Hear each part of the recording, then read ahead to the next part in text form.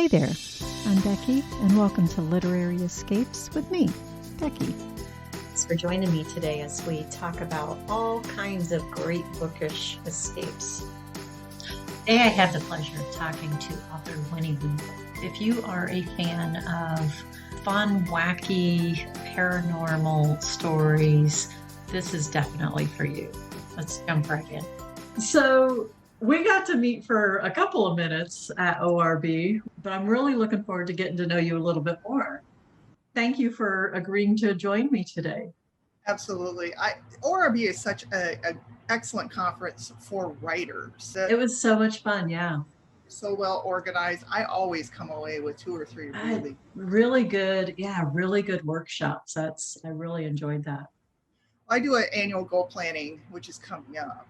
I usually do my goal planning sessions in October, and it's going to be a November project this year, but there are several takeaways from ORB that I'm going to incorporate this year. Oh, nice. I really like that because you get so busy. This is such an insane schedule when you're wearing all the hats. Right. That, personal, professional development, not so much craft, but running a business development. Exactly. It's a hard one. Because you are running a business. Yeah. Really it's one of the more insane businesses because you have to know you are wearing so many different hats. Yeah. And not just being a writer and hopefully a good one, a marketer. Yeah. And let's see, you have to be probably an artist to be able to get like covers and whatnot, or pay someone to do that. You have to have a website, so you have to have tech knowledge. You have to have an email list. It's like, and social media. Because, I would encourage anybody who's older, who's always wanted to write, to not be afraid of it, because I was astounded how many previous job, different types of activities and projects that I executed actually helped me get into some of these other hats. Nice. Okay. The only one that really threw me is advertising. I don't understand how it works. I'm not a cruncher. So thank God my daughter is in advertising. And so she's my second admin on all my advertising accounts. Nice. She's not 1,000% slammed. She'll at least go in and take a look and be like, pause this, this one's not working anymore. Yeah. So that I'm at least spending a little better, Okay. Or I would just plug them in and then I'd get busy and 2 months go by and I'd go look at the ad and be like, oh, that was an expensive mistake. Exactly. I had a few of those. And on this 2 months ago, this thing's killing it. It goes both ways. Not all bad news. Sometimes you're just like, yeah, no wonder I'm seeing a bump on that book, Yeah, exactly. And you have no idea until you look. Yeah, that's so funny. So what was your previous life? Oh my goodness. I wore a lot of hats in my previous life too. Mostly because I was a working mom. Okay. So I kept books for a long time. So I could do a cost analysis, and I can do month-end bookkeeping and some of that kind of stuff, which is helpful. Yeah. I also took a job. I worked in government for a while as a congressional aide. Oh, wow. Setting up events and doing outreach, and all those things were really important. But I was also a blogger back in the early 2000s. So theirs was a little bit older, but tech skills, website stuff. And running a website. Yeah. And so, I know not just enough code to screw everything up. So I'm not too advanced. That's a dangerous place to be, right? I do like WordPress because it's like I can understand the language. Yeah. And there are plugins if you need them. So plugins are really helpful. They're amazing. Yeah. I don't want to spend hours on my website. I want something that looks fun and professional and kind of reflects my goofy sense of humor. Yeah, I like your website. Yeah. What I enjoy doing. So. Awesome. So you have a background in, blogging and government, these different things. So how did you get into writing? Well, I've always been the person in the office that got tapped. Oh, you can for writing things. Oh, and it's usually because somebody's written something that's either awful or needs proofreading desperately. And of course, I'm dumb and say, oh, here, let me just clean that up for you. And then the next thing they know, it's like, oh, hey, take over the newsletter. Oh, hey, right. Company blog, write this copy, because then they don't have to pay a professional to do it. Exactly. That could actually string a sentence. But I started a book when I had smaller children, which God love these authors that have kids under the age of 12 who don't, they really don't have a life yet other than the sports you taught them to, because that's really hard. I can only imagine. Yeah. I don't know. I got like 3/4 of the way through the first book in the fantasy trilogy, and I don't know if I'll go back to it because my voice has changed. Yeah. This was much more serious of a voice and more That's southern. Interesting. Yeah. And I'm writing more campy eclectic now. And so it would be a gear shift for me to go back, but I love the story. Okay. I just do it with, my kids were 6 and the twins were 4. So it just, no. Yeah. It is interesting though, that your voice changes over time. And when I first started to write, I wrote romance. Okay. And I wrote paranormal romance because I like the idea that there's more in any given plane than what the eye sees. Right. I like that. Yeah. I found that really constrictive. And romance readers know exactly what they love. And They so do. you don't have a lot of deviation room. I took some liberties with some of the characters that I chose and the way I presented them. I really like total BA women. And so I wrote, will never write a simpering violet. I will never write an angry alpha. I don't like those characters. Okay. And I don't think they're redeemable. There's lots of authors out there that are slaying it in those tropes, and good for them. Because exactly. I'm going to write a world where strong women are normal, not emotional, and that they are, just able to completely be free and be themselves. I want that world for my daughter. So same. I write. But after I wrote 5 romances and I left a trilogy dangling for a while, which I don't recommend either. Finish your work, ladies. And started writing fantasy because I ran into M.A. Cooper, who writes hard space opera very successfully. And she told me that one of the things that drew her to beginning that saga of her writing was that she wanted to develop the growth arc of a character who's been challenged. And I thought, I want to do that. Yeah. I want to do that all day long. So that's how I got into my fantasy series. That's this one. Okay. That's the record series, is that? Yes. Okay. So Boogie Beach is based on a pier bar situation. So you basically a long pier jutting out into the ocean, and there's a restaurant and a bar built on it, and that's what humanity sees. But the concept of the book is that it's actually that pier sits on a line between the real and extraordinary worlds, and it's a crossing point that ties to the sort of cycling of the moon. So on a half moon, or on a new moon and a full moon, lots of magicals cross into the human world for that day. Oh, okay. On their side of the bar, which the humans can't see, there's a whole nother bar, and that's the magical bar. And so the bartender, who's the pier owner, she runs both. Okay.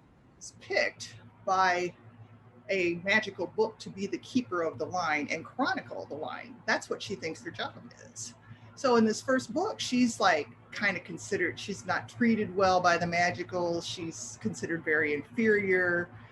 But the more she's good at her job, the more she personally excels at understanding what it means to be a keeper, the more holes she starts to see in the way the balance is between these two worlds. And she's starting to wonder if she's being snowed.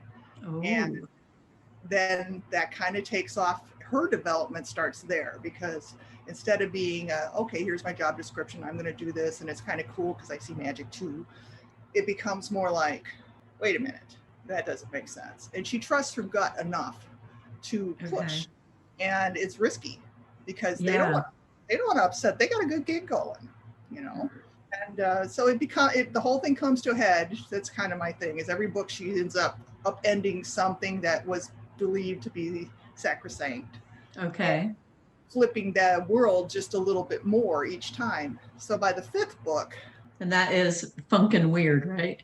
Yes. So by the 5th book, she's really cemented her position of authority in the dynamic of the world. The humans know there's magic. They know who she is and what her role is. But now, because of what's been happening through her efforts to understand and enact change, in something that she doesn't understand all the time. I mean, she's not like this immaculate thing. She's just a chick with a gut and a sense of feisty fatalism. Does she have magic? No. Okay. How interesting. Okay. The book, and she's figured out over time that she can communicate to the book and get questions answered. And so she's got kind of like a talking library, I would call it. Oh, interesting. Okay. But that library relies on her using her noodle to try to figure out what's really happening. And she's paying a price. Every book she's paying a price. And there's going to be 7 total. And kind of gel around with book 6. But in a long fantasy arc like that, it's not going to be good until it gets better. So she's probably going to struggle in the next book. And then in the 7th book, have it all kind of come together for her. All the threads. In fact, I'm working on a little campy sci-fi series right now. And the idea is behind those books is that going to give me some breathing room so they can do some work for me while I sit down and read all 5 of these and rewrite my story Bible, which I've added to each book. But I need to pick out really unique threads, because I write by the seat of my pants. I don't plot a darn thing. So this will be serious research, but I really need to understand where she was. I want to really look at what she might have picked up or might have missed. Okay. Let those kind of ideas inform what's going to happen when I actually crack the laptop and start book 6. Nice. Okay. That's interesting. And so the new one that you just wrote, the campy sci-fi, is the Bongo and Delilah? Break Daytona. Yeah. Okay. So for the record series, where's that one set? In current time, in a fictional town south of Daytona Beach. Okay. I grew up in the Midwest, but I moved to Florida 32 years ago. Okay. I've never lived anywhere else. Yeah, Florida's your home, yeah. And I love it. It's so weird and cool, and occasionally you're kind of, and then other times you're like, it's just this piece of the world really pulls emotions from me, and it makes it easy to write. Well, that's good. Yeah, there's and it's an easy place to have the funky and the weird and the crazy, because it's all there. And even if you don't get into fantasy or magic or any of that, it's all there anyway. So, and lots of people come here. So even though they're not living here full time, right, they come here and they've let a little crazy out. They do. So I can appreciate it. It's like, I don't sit there and, do somersaults on the beach at home, but it's inspiring, Yeah, that's so funny. So the Bongo and Delilah Break Daytona is presumably in Daytona? Right. That's a Alien First Contact trilogy. Oh, fun. Okay.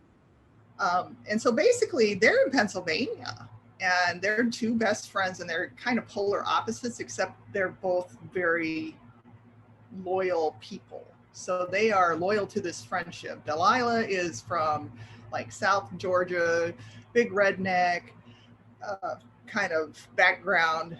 And you, in book 2, you start to get a really good sense of what her life was like. But anyway, moved to Pennsylvania with her grandmother for freshman year.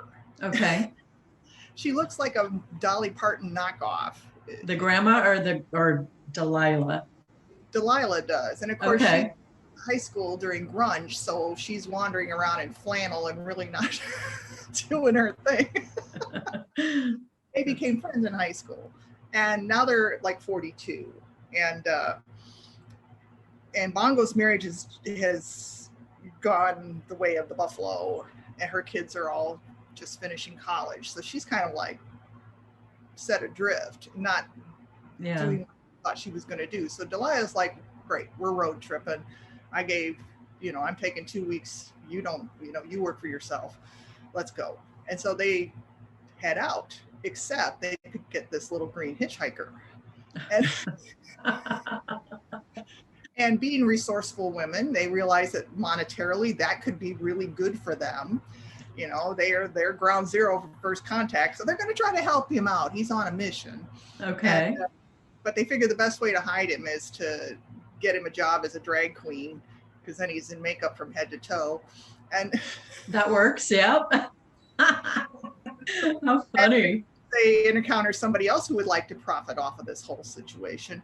And the thing it's not a super long book. It's definitely under 30,000 words. So it just rolls and rolls and rolls, and then it's done. And literally this book 2 takes us like a week after book 1 ends. So they're just in that same kind of adventure. And now I'm ready to start book 3 on that, which fun. I think, I'm not sure if I'm moving them out of Florida or not.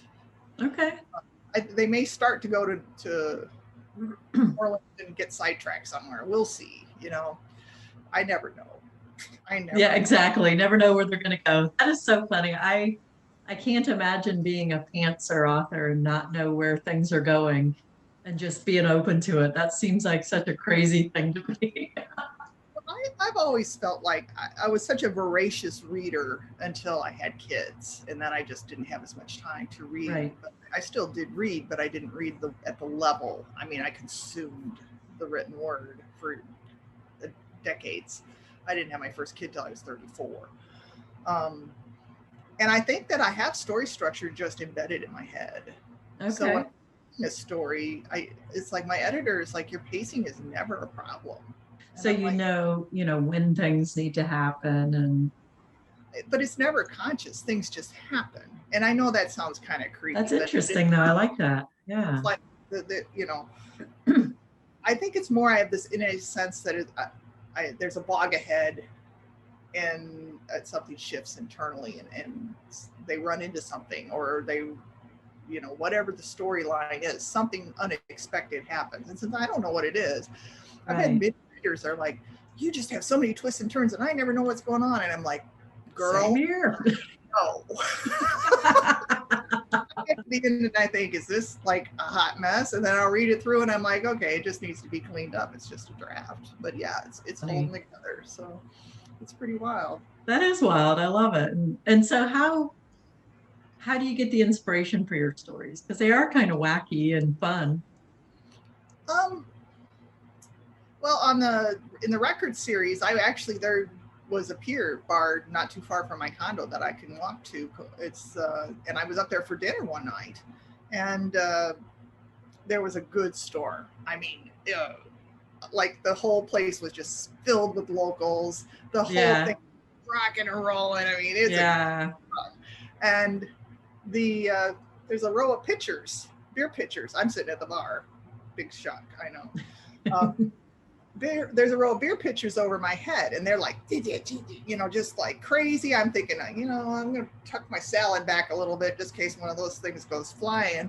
And then I realized that despite the storm and the winds coming in from different directions and the whole thing, that over time they just started to get in sync.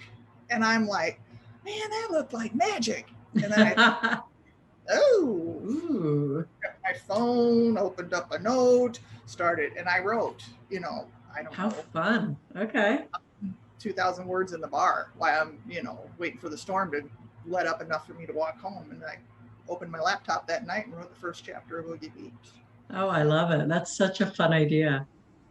And so it's it sounds like this series, the record series, is different than like a romance series, because a lot of the romance series that I'm familiar with, each book is kind of about a different character and they have their own story. And that's not what this is. Is that correct?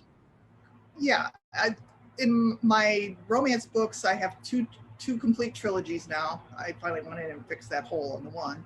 And they, one of them is three male friends, and there's a book about each of the three friends. And the other one has character overlap. So the characters in book one show up in book two, and in book three, 2 and 3 show up for the big finale fight. Right. So there's a cohesion there, but you don't have to write romance that way if you don't want to. You can use it as, they're all going to be this style.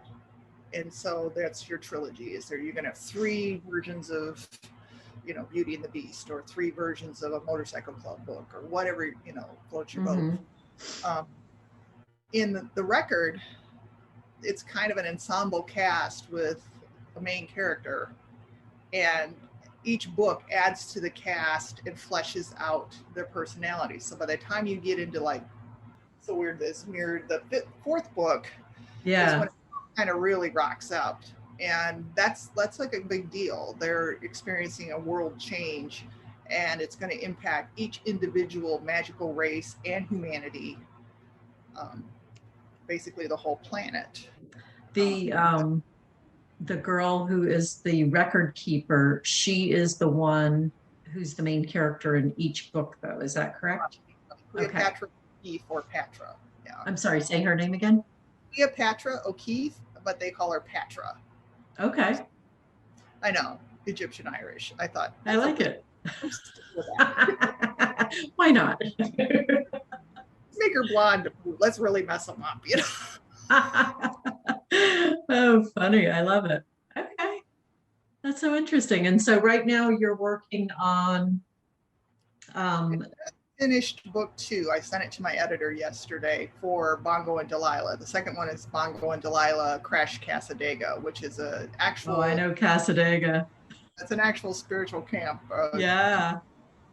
Near South Daytona.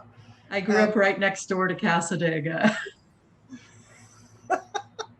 Well, maybe you'll see some familiarity. I put like the church in there and some other buildings mentioned once. And that's so funny. Yeah, we used to go to the cemetery on Halloween. Yeah, crazy. Well, cemeteries don't bother me. Yeah, they never have. Well, I wanted to continue the idea that, he needs opportunities to interact with humanity and maybe be in disguise. And so I thought, well, we put some makeup on and tell some fortunes, because he's got some telepathic ability. Okay. So that's kind of where we went with that. And that's why I'm leaning toward New Orleans for book 3, just because I'd have to do some reading up on voodoo and conjuring. That would be interesting. Yeah. But it might be another place where well, especially if it's during one of the big parties or something, he'd probably blend right in. I wouldn't have to wear makeup, Yeah, how funny. I haven't myself been to New Orleans since I was in my 20s, and New Orleans is a fun place. Yeah, pre-Katrina. I'm actually going in February this year for a writer's retreat, but nice. That won't really help this book. So I'll have to. That's why I'm wondering if they're going to end up in a side town somewhere. Okay, that'll be fun to see. Okay. Who knows? They'll tell me. I'll write it. Yeah, and so book 2 is all done. And where is that? When will that be released? Well, I'm decided. Getting back to our original conversation about the many hats, is I've decided that I am going to work book 2 and 3's release through Kickstarter. Oh, okay. Which I'm still studying. Okay. But it's kind of an alternative way to get a book launched and funded. Yeah. And it's interesting to me because fiction is actually starting. Originally on Kickstarter, it was a really good place to watch nonfiction. And now fiction's really gaining a toehold. And I thought, well, these books, I don't want to call them throwaways because they're very funny and they're great reads for, when you just need to get away from your crazy uncle on Thanksgiving for a few minutes, you should buy this book. But I thought, well, I don't want to do that with the record. I mean, if I'm going to experiment with alternative marketing strategies and tactics, I would rather do it with something that I'm not hoping we'll get a movie deal. Right. Not quite as invested in, maybe. Yeah. And a 7-series fantasy is I don't want to hang the first 5 out to dry because I bombed on Kickstarter with 6 and 7. Exactly. Yeah, exactly. But I think it's going to be interesting. And my Kickstarter should be out in January, so it won't be too long of a lag because the first book's coming out October 27th.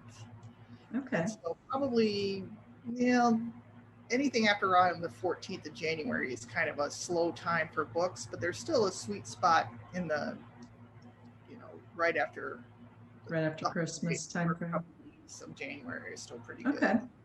And then everybody's credit card bills show up and they all go crawl away. Ooh, I shouldn't buy anything. Yeah. I've certainly been there myself. Isn't that an interesting cycle? Yeah, that's so funny. What are you reading right now? Well, I have a Laura Drake book that I read like 7 pages into, and she's a fabulous, fabulous writer. If you're not reading Laura Drake, go read her. And I can't remember the title of it because I'm crappy that way, but this is a book about a younger woman whose granny is very eccentric and they end up going on a road trip. I know exactly what you're talking about. I interviewed Laura Drake, so yeah. So it's sort of become a reward. I think I'm going to read that book after I finish the 3rd one and before I start rereading the record, because it'll kind of cleanse my palate. And she's just such a lovely, lovely writer. She's very gifted with That's such a fun book. Okay, that's awesome. The words and the rhythm of speech, and she just is so much fun to read to me, because I wish sometimes it's like, oh man, that phrase is a dynamo. I get a few. She's very good. That's awesome. How fun. And so, where do you like to hang out with readers online? Well, I'm on Facebook, I'm on Instagram, but I feel like we're getting to the point, hopefully, where we can do more in-person interactions. So I know, I'm grateful for that one. Yeah, I'll always have a online presence, but I would love to sit in libraries and read, excerpts or do signings in bookstores and stuff, and really become a little more personal. Yeah, that's I missed the in-person stuff. Yeah. It was sad letting that go, because I'm a big people person, and it was hard to not be around people, and that was hard. During the lockdown, I was here at the beach, and it was weird. Yeah. The beach initially, so you couldn't even drive to the beach and sit by yourself. Yeah, and I remember that. But not for cars, so you could walk if you walk 10 feet away from everybody. And one time a drone was over my head saying maintain social distance, and I'm like, are you kidding? Wow, holy moly. Yeah, I only saw that once, so I suspect they got some complaints. I would think so. But they were trying to figure it all out, weren't they? Oy. It was really weird to see the beach unpeopled. Very beautiful. Yeah, especially in the Daytona-ish area. That's always so peopled. Thank you so much for joining me today. I really enjoyed the conversation. Well, I did too. Thanks for joining me today on the Literary Escape podcast. If you enjoy hearing the behind the book story, then join me in the Literary Escape Society. We're a community of travelers who love books, or maybe book lovers who love to travel. Either way, if you need an escape, a literary escape, come join us as we read our way around the world together, one book at a time. Check out the show notes to learn more about the Literary Escape Society. And we'll see you next time on the next episode.